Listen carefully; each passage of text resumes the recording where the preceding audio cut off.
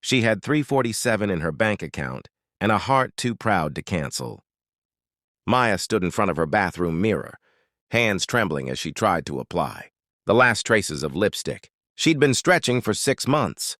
The tube was so empty she had to dig it out with a cotton swab. Her dress, the only one without.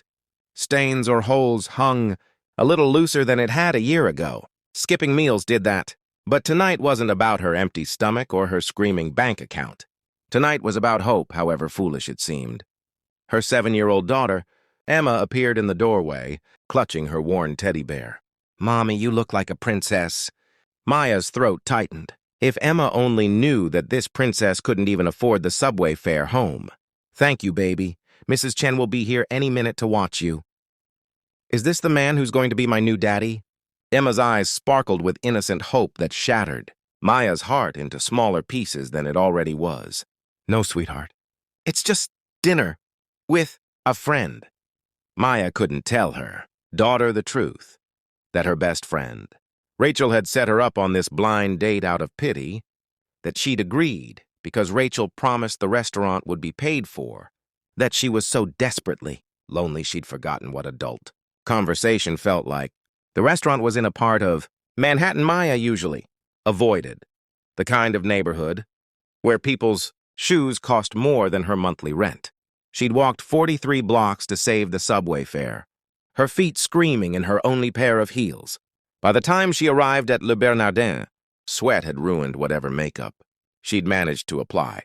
The host looked at her with thinly veiled judgment. "Reservation name?" "I'm meeting someone." "James Hartwell?" The host's demeanor shifted instantly. "Of course, Mr. Hartwell's guest." "Right this way." Maya's stomach dropped. The way he said Mr. Hartwell carried weight, importance, money. "Rachel, what have you done?" The man sitting at the corner table stood as she approached. James Hartwell was nothing like she'd expected.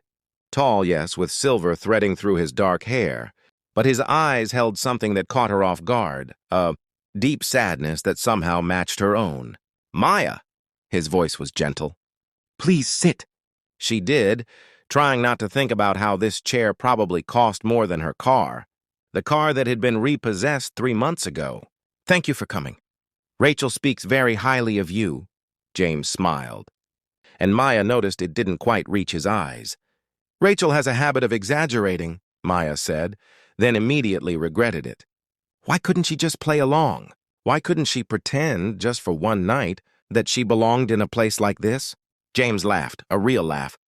"She told me you were honest to a fault." "I appreciate that." The waiter appeared with menus that had no prices. Maya's anxiety spiked. "I should tell you," she started, her cheeks burning. "I can't. I mean, I should probably just order something simple." James studied her for a moment. "May I be honest too?" Maya nodded. "I own a tech company. I have more money than I know what to do with. I have a penthouse I barely sleep in, cars I don't drive, and a calendar full of people who want something from me." He paused. "Rachel told me about you, about your daughter, about your husband passing away 2 years ago, about how you work 3 jobs and still show up to volunteer at the children's hospital every Sunday." Maya felt exposed, naked. She had no right. "She told me because I asked her to set me up with someone real, someone who understands that money can't buy what matters." His eyes glistened. "My daughter died 3 years ago, leukemia. She was 6. The restaurant noise faded away. Maya reached across the table instinctively, her hand covering his. "I'm so sorry." They didn't talk about investments or business ventures. They talked about Emma's obsession with butterflies, about how James's daughter, Sophie, had loved to paint, about grief that never really leaves but just learns to coexist with joy, about the weight of waking up every morning and choosing to keep going. "What do you do?" James asked. Rachel was vague. Maya laughed bitterly. "I'm a waitress at a diner, mornings. I clean offices at night. And 3 times a week, I do data entry from home after Emma goes to bed. And yet you volunteer on Sundays. Those kids need someone to read to them, to remind them they matter." Maya's voice cracked. "When Emma's father died, a volunteer at the hospital sat with her for hours just holding her hand. I can't repay that person, but I can pass it forward." James was quiet for a long moment. "Order anything you want." Maya, please, let me give you this one evening where you don't have to count pennies. Something in his voice wasn't pity. It was understanding. So Maya ordered, and they ate, and they talked until the restaurant began closing around them. I should go, Maya finally said. Mrs. Chen charges by the hour, and I'm already... She stopped, embarrassed again. Let me drive you home. You don't have to... Maya, I'd like to, if that's okay. His car was exactly what she'd feared, sleek, expensive, screaming wealth. But James drove carefully through the city streets, asking about her neighborhood, about Emma's school, about nothing and everything. When they pulled up to her building, with its cracked steps and broken buzzer, Maya expected judgment. Instead, James said, "Thank you for tonight. I haven't felt this human in years." Neither have I, Maya admitted. Can I see you again? She wanted to say yes. God, she wanted to. But reality crashed back. James, look at me. Look at where I live. You're a billionaire. I'm barely surviving. This isn't a fairy tale. What if I don't want a fairy tale? His voice was urgent now. What if I just want someone who sees me as James, not as a bank account? What if I want to know someone who spends her last energy volunteering? Because she believes in goodness? I can't be your charity case.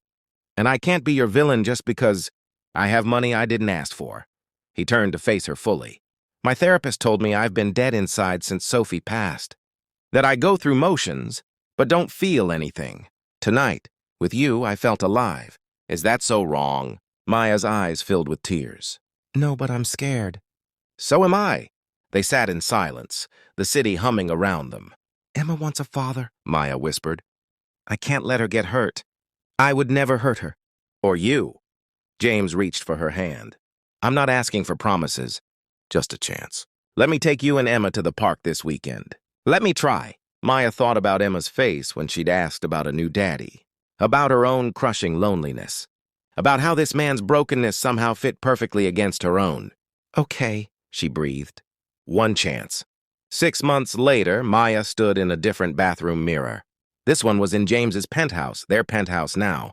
Emma's laughter echoed from the living room where James was helping her build an elaborate butterfly garden in boxes they'd set up by the windows. The lipstick she wore now was new, expensive, unnecessary. But what made her glow wasn't the makeup, or the clothes, or the financial security that still felt surreal. It was the post-it note James had left on the mirror that morning. You didn't fall for my money. I fell for your heart. Best investment I never knew I needed. Love, Jay. Emma burst in. Mommy! Daddy says the butterflies will hatch next week. Can we have a party? Daddy. The word still made Maya's breath catch. Of course, baby. James appeared behind Emma, scooping her up. A party where we invite all the kids from the hospital. What do you think? Emma squealed with delight. Later, after Emma was asleep, James and Maya stood on the balcony overlooking the city. Do you ever regret it? Maya asked. That blind date changed everything for you, too. James pulled her close. You showed up with nothing but yourself.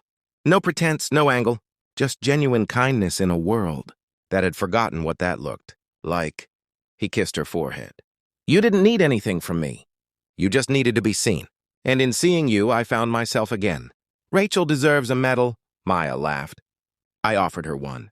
She said your happiness was payment enough. Maya thought about that. Woman who'd walked 43 blocks to a date she couldn't afford, who'd been terrified and proud and desperate all at once. She thought about the man, who could have had anyone but chose the woman with the empty lipstick, tube and the full heart. I love you, she said simply. I love you too. You and Emma, you're my second chance at being human. In a city of millions, two broken people had found each other and discovered that sometimes the greatest wealth isn't measured in bank accounts. It's measured in the courage to be vulnerable, the strength to keep going, and the grace to recognize love when it arrives wearing worn-out heels and carrying nothing but hope. And that, Maya finally understood, was worth more than all the money in the world.